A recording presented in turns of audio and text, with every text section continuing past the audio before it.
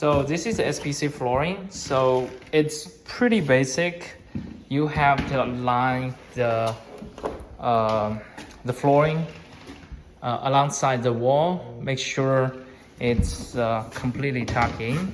And normally when you start it, it's with 35 to 45 degree angle. And make sure there's no gaps between each flooring. And especially here. And if it's level, it's not very level, you need to use a hammer to level it. Don't use too much power, but just try your best to level it up. Make sure there's no gap. And you can use your finger to touch it. And this will be it. At the corners, if you see anything with edge, and you can use a simple cutters, which we got it here.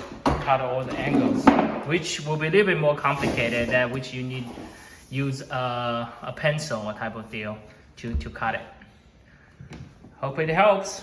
Take care.